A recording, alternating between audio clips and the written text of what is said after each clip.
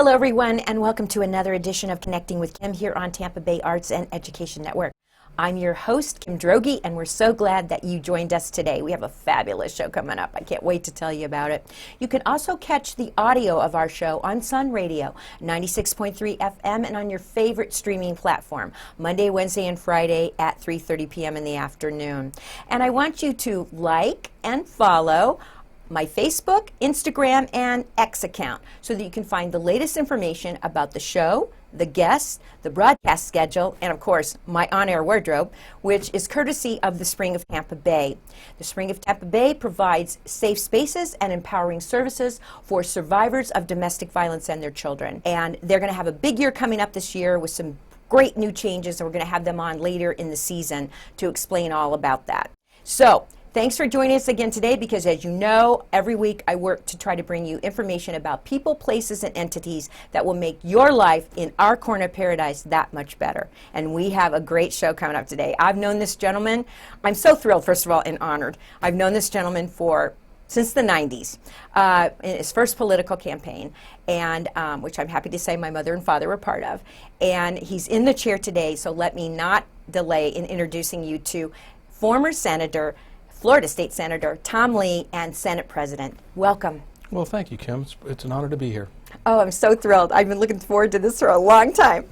So, you know, we have a lot of people moving into Hillsborough County that are brand new and to the state of Florida.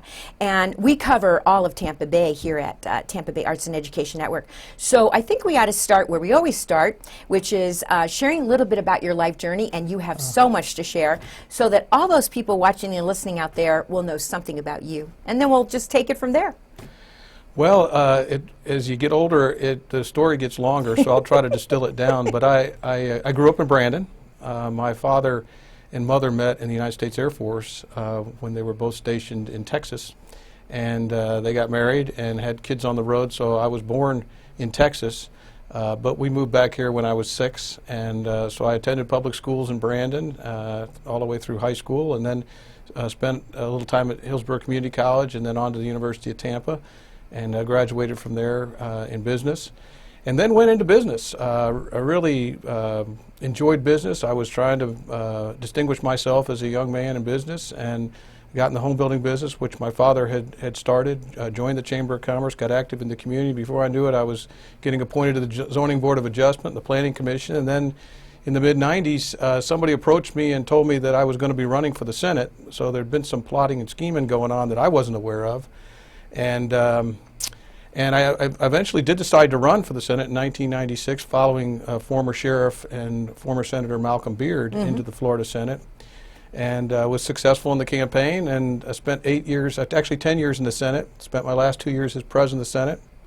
I left the Senate for 6 years and came home, and then was called again by an incoming Senate President to run a second time for the Senate, and wasn't sure it was a great idea, but I decided to do it, and spent 8 more years in the Senate.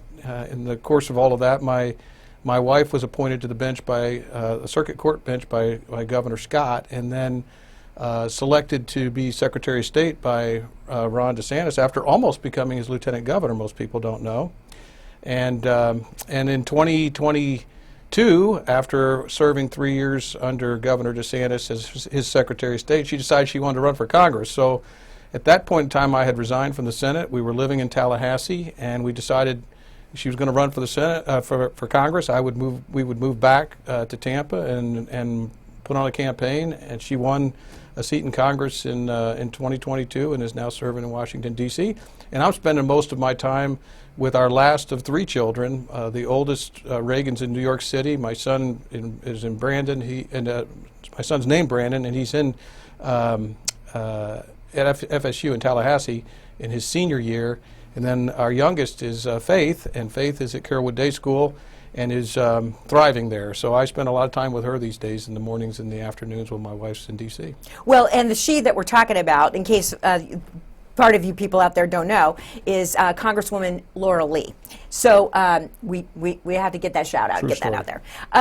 Okay, so what made you, because I met you in the 96 campaign, that's when I first met you, so I've known you a long time, and what made you, what made you leave after 10 years you're away for 6 years, and then let's talk about, you know, what made you decide to return? Because those are big decisions to make. I mean, campaigning is not easy, and you have to raise a lot of money. They are, and I left after 10 years because we had term limits here in Florida, and 10 years is as long as you can serve in the Senate the way that constitutional provision is written. The bigger question is why I came back, and frankly, there were 2 Senate presidents coming in that there was an opening of the seat. Senator Storms, who followed me, had resigned to run for another office, and there was an opening, and one of my former colleagues and someone who I hadn't served with, the incoming Senate President Don Gates, Matt Gates' father, called me and asked me if I would consider running again, and after talking to my wife, I decided to go do it. And it wasn't I didn't have a whole lot of time to make a decision. It was right around Memorial Day, and it was late to get started in a campaign to begin with. Right. And then you decided to leave after you. So what precipitated that, if you don't mind my asking? Well, it was multiple things. You know, first of all, my wife and daughter, my wife and the only child at home, Faith, had moved to Tallahassee, where where she was serving as Secretary of State. You have to reside in your Senate district in Florida by law to serve. And I had frankly had about enough of partisan politics, the groupthink, and just the longer I was in it, the less it fit my skill sets as an independent thinker and someone who understood the rules and know how to read public policy and could inform and educate people about the differences between their talking points and what was actually in legislation. And I slowly began to realize nobody cared. And so it was just a combination of things made it seem like life is short. You know, the one thing that power and money can't buy you is more time, and I wanted to spend some time with my family and see if I could not impact my community in a different way. And so it just seemed like a really good time to exit stage left, as they say in your business. You and I both know if your heart's not in it anymore, then you're just marking time. And nothing's worse than marking time. Well, you want to feel like you're having an impact. You want to feel like, you know, when you'd spent at that point, you know, 18 years in the Senate with a bunch of folks who hadn't served anywhere near that kind of time. You'd been a presiding officer, you'd been the appropriations chairman, you'd been the rules chairman twice, you'd seen all the things I had seen and experiences I'd had. You know, I felt like I could have a positive impact on the process. But as time progressed, I just felt like there was so less thought going into the decisions that were being made, and there was just a lot of groupthink, and it was very difficult to impact the outcome of legislation. I just felt like, well, you don't need somebody with my skill sets here if it's all you know, if the decisions are rigged on the front end. It doesn't really matter, you know, who wins the debate and you know, who can point out flaws in legislation, who can predict that there might be some challenges in the out years because the way something is drafted might not work well and we don't have any true-up mechanisms in them. So it just felt like the right time for me for a variety of reasons to leave. So when you went into this, so first of all, you went from, you weren't, I'm not going to say political novice because you had been already serving and doing many public affairs duties, but to be elected straight into the Senate in your first campaign is nothing to sneeze at. So what would you say was the biggest thing that you learned from that experience? Like what surprised you the most, looking back? Well, the interview process. It is different. And there's no question about it. Distilling your life into 3 minutes, which is all you have when you introduce yourself to people. And I think the one thing I had going for me as a young person, I was only 33 at the time, I loved my community. I really did. And I had lived in this community. It was a place I wanted my children someday to live. It's where my family had built businesses. I was in business, had some modicum of success in business myself. My partners were good people. I really loved my community, and I think that was a very powerful message that came out of me when we were during the campaign. Is here's a guy that really cares. As my mom always used to tell me as a kid, you know, people don't care how much you know until they know how much you care.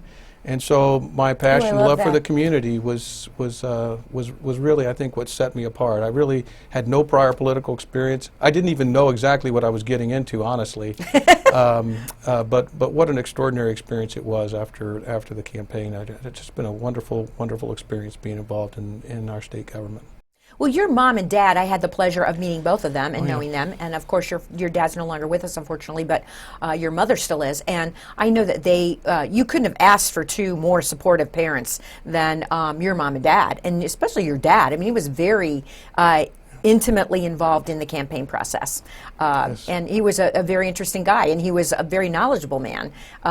So what you went into the Senate. Now, you served. Tell me about becoming Senate president. That's probably the greatest honor you can have serving in the Senate. Your colleagues decide who is going to preside over the institution, and it was also probably the greatest test, because not only did you have to cobble together the support from your colleagues, but then you had to be able to be a steward of the body politic of the institution, which was the job at the time. It's changed over time, but I always felt like the measure of a leader was their ability to understand, appreciate, respect, and try to adhere to the body politic of the institution, not just your own personal opinions about things. And I really tried as best I could to make sure that everyone who was a member of the Senate had a good experience, because we were doing the things they needed to get done in their communities back home, not just what I needed to get done as a presiding officer of the Senate. So it was a wonderful experience. We had a lot of things that came up. Terry Schiavo was dying at the time. That was the second time it came through the Senate. We had just gotten through under Senator McKay, Senate President McKay, the re-election in the Bush v. Gore situation, and 9/11, so there was a lot of security things that were going on at the time in the institution. It was a very, very interesting time to serve. And you served as Senate President 2 years in a row, which I think is kind of unusual, at least these days. Well, that's the way we do it. That's the way we did it back then, and it was, like I say, it was an extraordinary experience. I loved my colleagues. I appreciated the individuality they brought to the institution. They all came from different places with different value sets based upon their constituencies, and it was our job as leaders, try to meld all that together.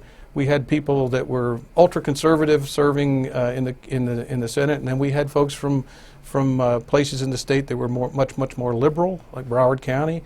And a lot of them have gone on to be very successful members of Congress now. A lot of the folks that were in the Senate at the time are now in Washington, D.C. serving in Congress from all different walks of life. And it was great to cross paths with them along their careers.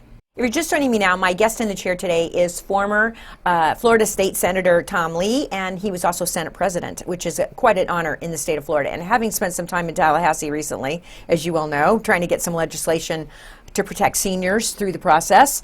And I also am one of those girls that doesn't watch it just to fall asleep. I actually like watching the sausage being made, so I watch the Florida Channel because I like to see what goes on in those committees and I like to understand it. And I can tell you that, for me personally, watching it there and then actually participating in it is two totally different experiences.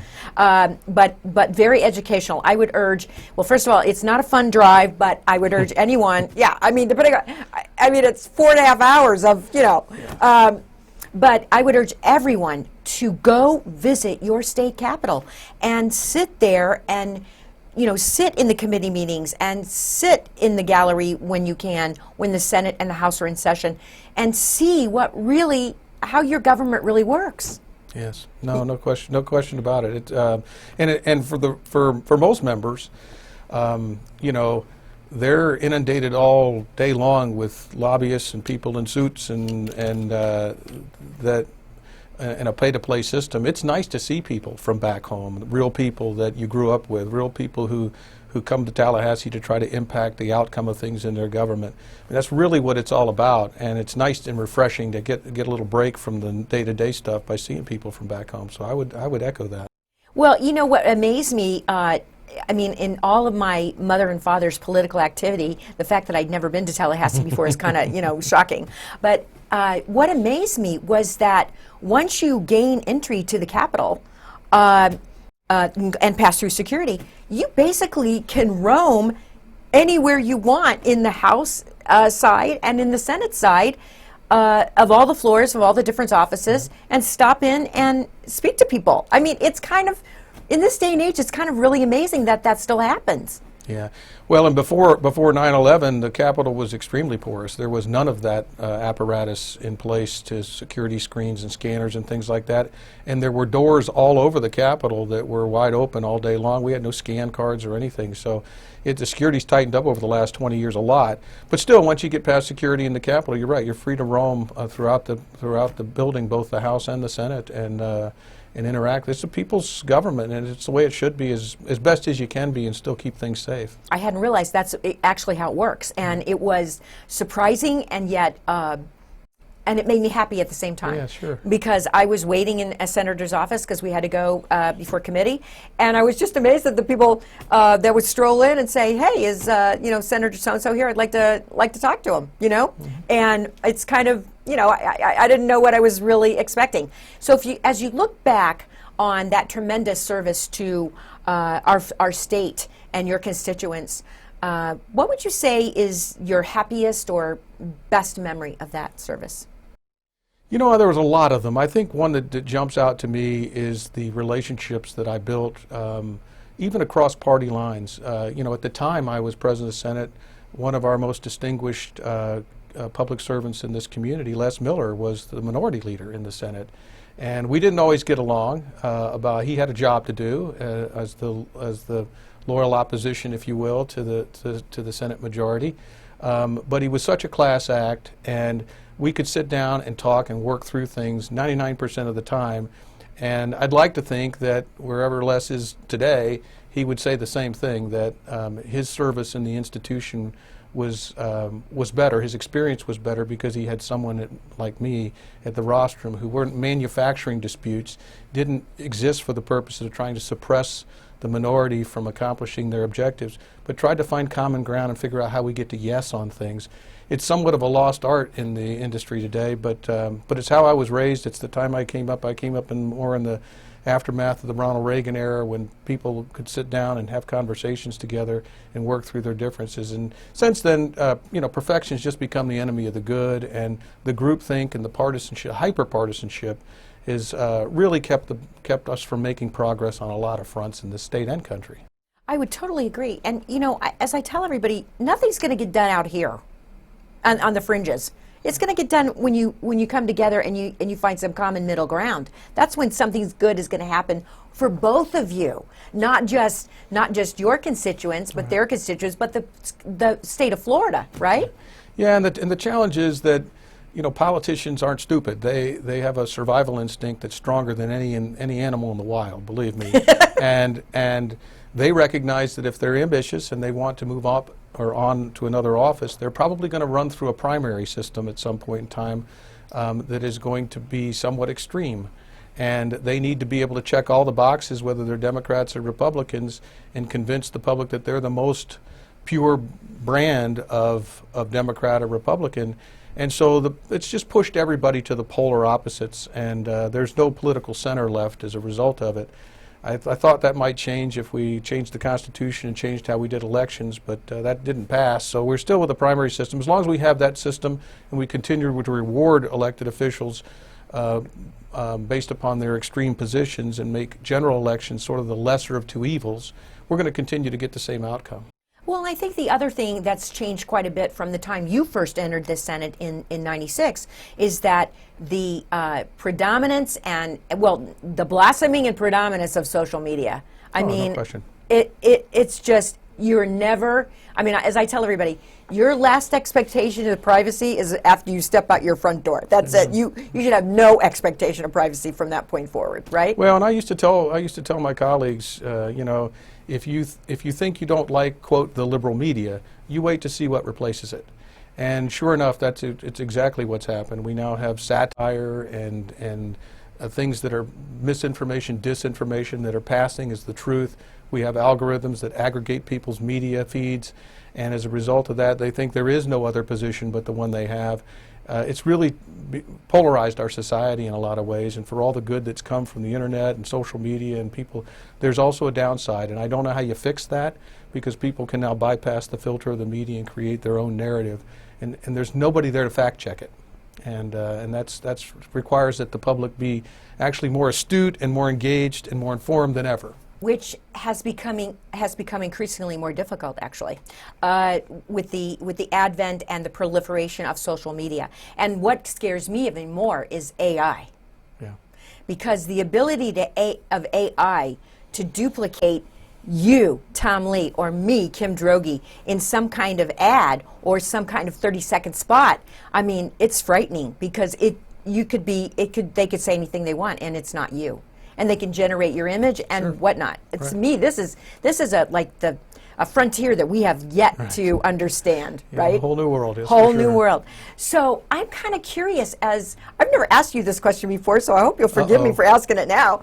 But I am kind of curious. Why you yourself were not interested in maybe going beyond state service to your state, like in higher government. Well, that is a great question. So when Dennis Ross, Congressman Ross, decided to resign and not run for re-election in 2018, I had a couple of calls from congressmen in the state, some I'd served with and some I just knew here regionally, who asked me to run. And I did take a look at it, and I just felt like it was just not a good fit for me. Look, ambition can be, your family ends up paying the price for your ambition. That's the way it works. And so you have to be careful that it isn't all about me and you're off doing some things that are only going to, glorify or enhance yourself at the expense of those downstream in your family that are going to have to pick up the pieces. I had a son that was still in high school. Faith was young, and Laurel at the time was about to step into a Secretary of State's job. It just wasn't the right time for me. I don't think I would have been happy in Congress now that I look at it up close and personal and watch how it works. It's really dysfunctional up there, and I don't know how you fix that. I honestly don't. I mean, my wife's doing a wonderful job. I'm very proud of her, but there's only so much any one or handful of individuals can do up there. It's just a broken institution that needs to be fixed, and if it's going to get some things done for the American people, and I don't know where you begin, honestly.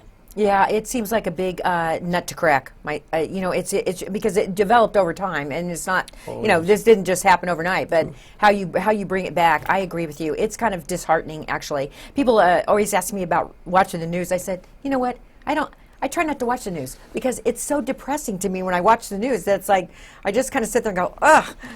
Yeah, it's a lot of spin, and sometimes I wonder. I don't wonder. Sometimes